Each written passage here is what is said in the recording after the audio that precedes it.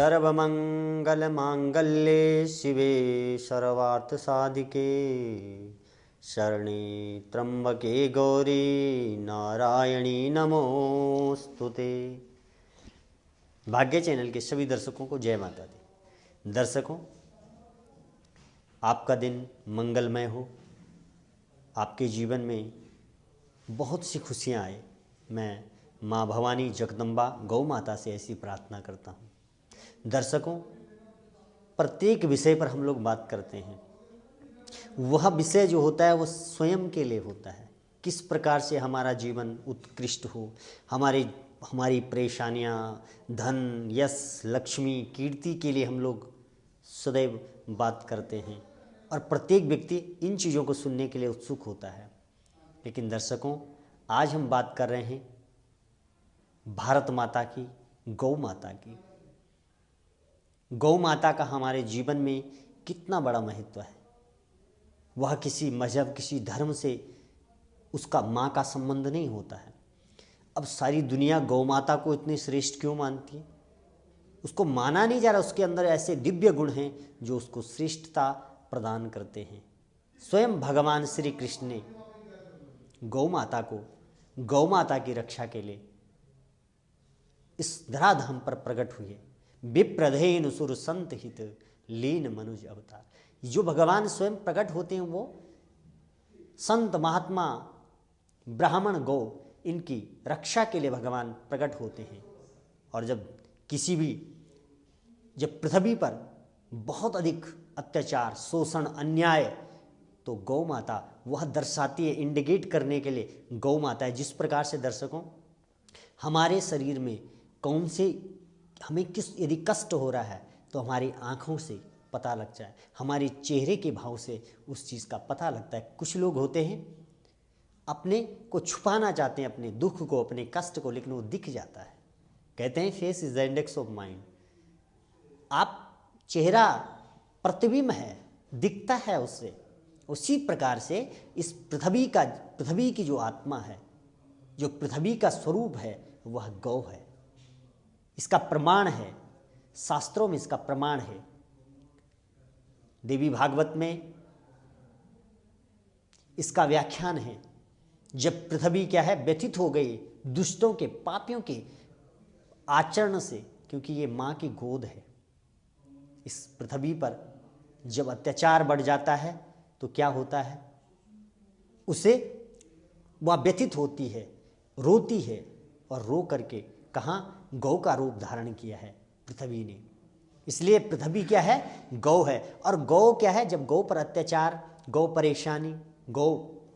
परेशान हो, गलियों में भटक रही है, तो इससे ज्ञान होना चाहिए हमें कि हमारी पृथ्वी इतनी पाप से भारी हो गई है, पृथ्वी पर इतना पाप बढ़ गया है। जब संत, महात्मा, ब्राह्मण, इनका अपमान हो, इनका सम्मान न हो, गौ माता की सेवा न हो, तो समझे हमारे इस धरा पर क्या है? पाप बढ़ गया है।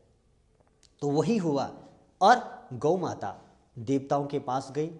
देवताओं ने कहा हमारे पास तो इसका समाधान नहीं, भगवान विष्णु हैं। सभी देव लोग ब्रह्मा जी के साथ विष्णुलोक पहुँच गए। तो भगवान ने गौ माता को आश्वासन दिया, मैं अपने अंश से, भगवान विष्णु से, मैं स्वयं अपने अंश अवतार प्रकट लूँगा भगवान कृष्ण के रूप में, और तुम्हारे उन राक्षसों से जो इस धरती पर जो असुर हैं, उन्हें समाप्त करके तुम्हें भयमुक्त कर दूंगा और तुम्हारे सभी कष्ट दूर कर दूंगा। तो भगवान जब गौ माता के कष्ट को दूर करने के लिए स्वयं अवतार प्रकट करते हैं, तो हम मानव को, हमारा कर्तव्य है कि उस गौ माँ की सेवा, रक्षा करना हमारा धर्म है। भगवान कृष्ण को आप मानते हैं, तो भगवान कृष्ण ने किसकी? गौ की। सीता क्या है? माँ सीता साक्षात गौ का स्वरूप है। ये कैसे है? प्रमाण है, क्योंकि सीता जो प्रकट हुई वो पृथ्वी से हो रखी है, इसलिए। और पृथ्वी का जो स्वरूप है वो गौ है।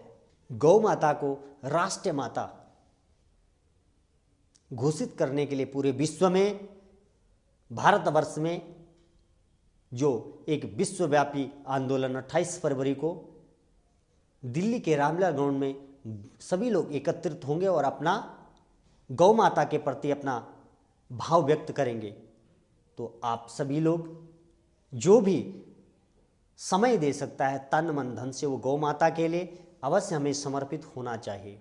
दर्शकों, सर्वे देवः स्थिता देहे सर्वदेवमयी ही गौ, इसलिए उस गौ माता में समस्त देवताओं का वास है। उसके अब देखिए गौ माता की श्रेष्ठता क्यों है। किसी भी पशु का मूत्र पवित्र नहीं होता है, लेकिन गौ माता का जो मूत्र है वो इतना पवित्र है, गंगा स्वयं उस गौमूत्र में विराजमान रहती है। किसी भी पशु का गोबर क्या है, वह पवित्र नहीं होता है, लेकिन गौ माता का जो गोबर होता है उसका आज तो लोग आर्टिफिशियल बना रहे हैं, गणेश को धातु का बन रहा है, लेकिन पहले जो हमारे गाँवों की परंपरा थी, जो अभी भी लोग गोबर से गणेश को बनाते हैं। और जहाँ गणेश का मतलब क्या है, विवेक है, पार्वती का मतलब क्या है, श्रद्धा है, भगवान शंकर का मतलब विश्वास है, और कार्तिकेय क्या है, पुरुषार्थ है। और जहाँ विवेक है वो गोबर क्या है, विवेक का प्रतीक है। जब आपके अंदर विवेक होता है तो आप क्या करते हैं, आपके घर में रिद्धि सिद्धियाँ आती है, आप सभी प्रकार से परिपूर्ण हो जाते हैं।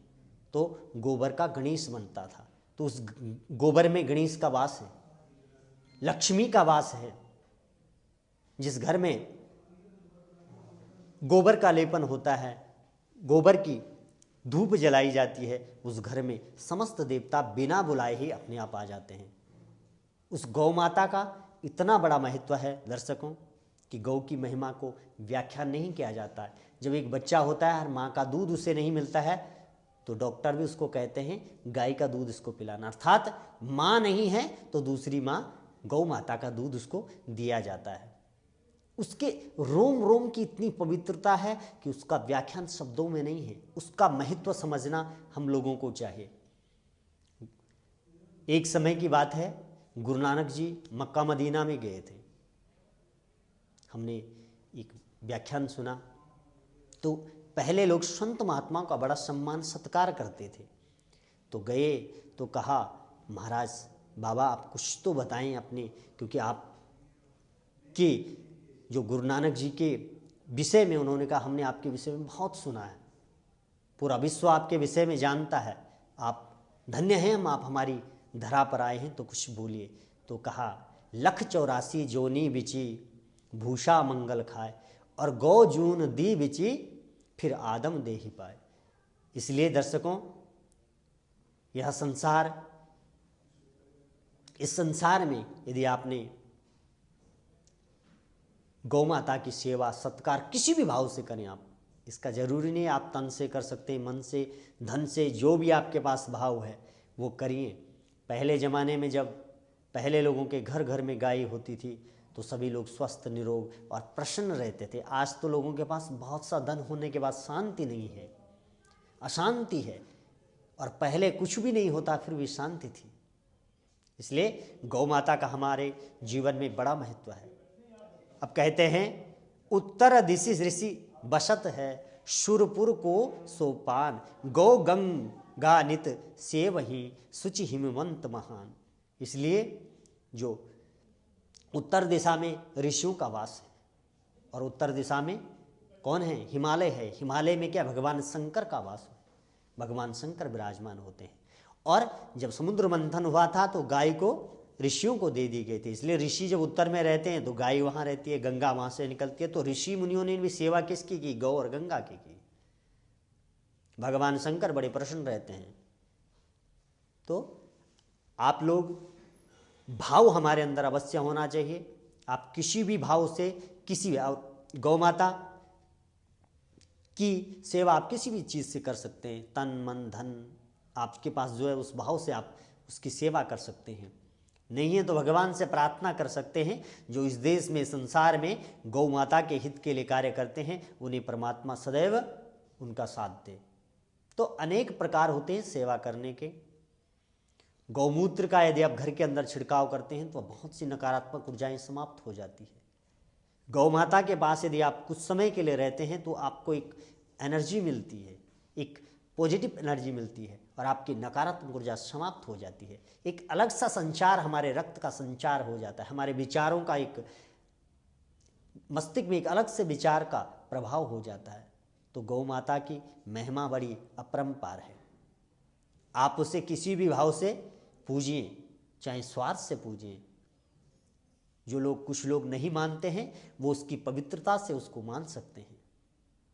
तो दर्शकों, गौ माता का बड़ा महत्व है। गौ माता के रोम रोम में समस्त देवताओं का वास है। गौ माता के सानिध्य में, गौ सेवा से जीवन में बहुत से चमत्कार होते हैं। भगवान कृष्ण ने गौ माता की, बचपन से ही गौ माता को चराया, गौ की सेवा की, गौ के साथ रहे।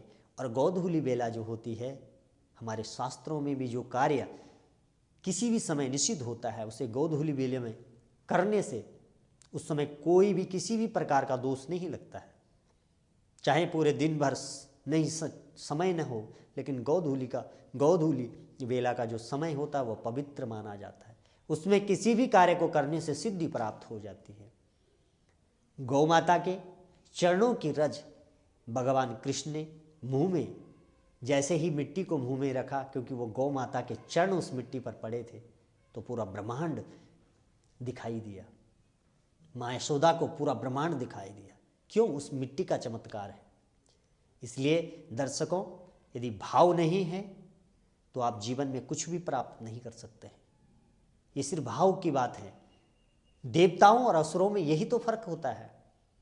उनके देवताओं के पास भाव होता है, असुर के पास भाव नहीं होता है। वो बुद्धि का इस्तेमाल करता है। वह प्रत्येक बात पर क्या प्रश्न चिन्ह लगाता है। आज संसार में इतनी पूजा पाठ हम करते हैं, इतना दान पुण्य, कुछ नहीं लगता, क्योंकि भाव नहीं है, भाव से नहीं करते हैं। इसलिए दर्शकों, अपने अंदर जब भाव आप लाते हैं और श्रद्धा और विश्वास, जब जो पुरुषार्थ विवेक युक्त श्रद्धा और भाव से जो पुरुषार्थ किया जाता है, वह जीवन में सदैव फलीभूत होता है। श्रद्धा गौ स्वरूप माँ पार्वती, भगवान शंकर विश्वास, गणेश विवेक और पुरुषार्थ कार्तिकेय। श्रद्धा, विश्वास, विवेक से किया गया पुरुषार्थ सदैव सफल होता है। इसलिए यदि भगवान आप शंकर के भक्त हैं तो आपके अंदर श्रद्धा, विवेक होना चाहिए। श्रद्धा और विश्वास की जो संतान है वो विवेक है। जब आपके अंदर श्रद्धा होती है, विवेक होता है, विश्वास होता है, तो विवेक आपके पास स्वयं आ जाता है। इसलिए विवेक का प्रत्येक जगह पर आप किसी भी कार्य को करने के लिए विवेक का प्रयोग अवश्य करना चाहिए। तो दर्शकों, गौ माता का आज गलियों में भटक रही है। वह आज लोग अपने माता पिता को वृद्धाश्रम में भेज देते हैं। तो जब आप माता पिता की नहीं करते हो तो गौ माता की तो आप दूर की बात है।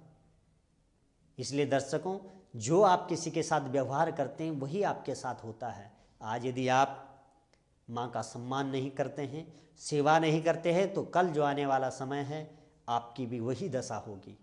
इसलिए किसी के लिए नहीं तो स्वयं के लिए करिए कि आपके साथ ऐसा न हो, इस भाव से करिए। आप गौ की सेवा करें, क्योंकि गौ ही जो जीवन है, वो मानव जो जीवन है उसके बाद गौ का जीवन होता है। वह गौ 184 जोनी बिची भूसा मंगल खाए। जब 84 लाख जोनियां व्यक्ति की क्या है पूर्ण होती है, तो गाय क्या जीवन मिलता है। और 184 जोनी बिची भूसा मंगल खाए, और गौ जून दी बिची फिर आदम दे ही पाए, फिर मनुष्य योनि प्राप्त होती है। इसलिए वही तुम बनने वाले हैं। यदि गौ की सेवा करोगे तो आपको मानव जीवन प्राप्त होगा, और नहीं करोगे तो उसी चक्कर में चलते रहेंगे। इसलिए माता पिता का जो ऋण है, कहते हैं पुत्र कभी भी उसको पूरा नहीं कर सकता है, ना उससे ऋण हो सकता है, उस ऋण को नहीं दे चुका सकता है, चाहे कितना भी कर ले। इसलिए दूसरे के लिए नहीं तो स्वयं के लिए समझ करके कार्य करना चाहिए। अपने माता पिता की सेवा नहीं, ये कोई कहने वाली बात नहीं, माता पिता की सेवा करनी चाहिए, करनी चाहिए, लेकिन नहीं तो तुम्हारे साथ ऐसा ना हो इसलिए तो करें।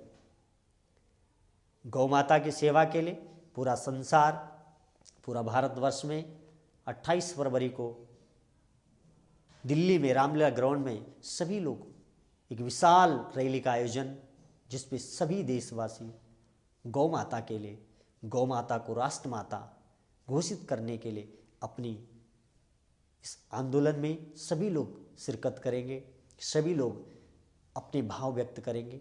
आप लोग किसी भी जिस भी भाव से गौ माता की सेवा करना चाहे वो कर सकते हैं।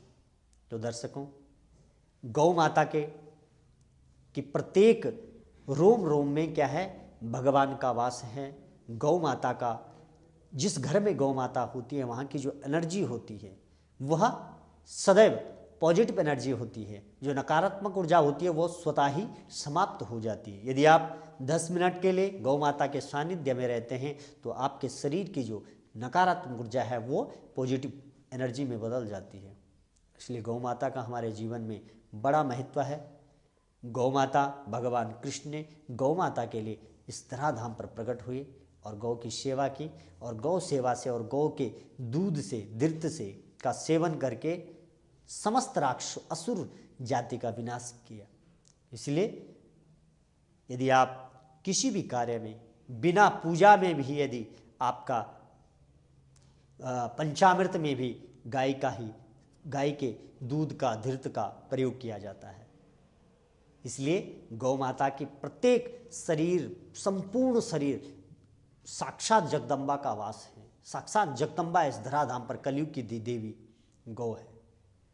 इसलिए दर्शकों, अपने भाव से सदैव परमात्मा का मूर्ति का स्वरूप होता है। मूर्ति पूजा से क्या अभिप्राय है? जी, भगवान शंकर को आप जल चढ़ाते हैं, इसका अर्थ है जो कुछ नहीं, आप उसके साथ क्या व्यवहार कर रहे हैं वो बोलता नहीं है। क्या आपने जल मुझ पे सही ढंग से क्यों नहीं डाला, या आपने मुझे फूल चढ़ाया तो बेलपत्र क्यों नहीं चढ़ाया, तिलक क्यों नहीं लगाया, आप जैसे भी करें बोलता नहीं है कुछ। उसी प्रकार से गौ माता के साथ और गंगा के साथ, गंगा अविरल बहती रहती है।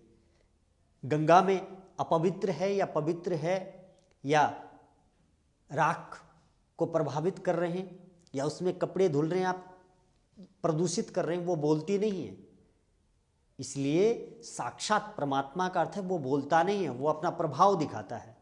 भगवान शंकर शांत रहते हैं, जब बहुत अधिक अत्याचार हो जाता है तो तांडव रूप में प्रकट होकर के विनाश लीला कर देते हैं। इसलिए गंगा जब बोलती नहीं है, गंगा जब प्रदूषित होती है, व्यथित हो जाती है पापियों के पाप से और उसे प्रदूषित करके, तो वह अपना विराट रूप धारण कर लेती है और बहुत कुछ बहा के ले जाती है। इसलिए दर्शकों, गौ माता बोलती नहीं है। आप उसके साथ उसे घर में रख रहे हैं या घर से बाहर कर रहे हैं, या दे रहे हैं खाना, या कूड़ा दे रहे हैं, या किस प्रस्तुति में आप उसको रख रहे हैं, छोड़ रहे हैं, वो बोलती नहीं है। इसलिए उसकी जो बोलता नहीं है, उसका जब अपना स्वरूप प्रकट करता है तो उस स्वरूप का जो समझने देखने वाला नहीं रहता है फिर। इसलिए दर्शकों, अपने भाव से सत्य को समझने का प्रयास करें। यदि साक्षात आपके सामने परमात्मा आ गए, उसकी पूजा नहीं करोगे लेकिन भगवान शंकर को जल अवश्य चढ़ाओगे। भूखा व्यक्ति है, उसको भोजन नहीं दोगे लेकिन जल चढ़ाओगे। यदि वहीं पर प्यासा व्यक्ति आपसे पानी मांग ले तो आप कहेंगे मैं तो भगवान जी को चढ़ाने के लिए जा रहा हूँ, इस जल को मैं आपको नहीं दे सकते, झूठा हो जाएगा। इसलिए प्रत्यक्ष जो है उसकी पूजा करें, उसका सबसे पहले सम्मान करें। परमात्मा का स्वरूप यही है। माँ भगवती, जगदम्बा, दुर्गा जो है वही गौ है।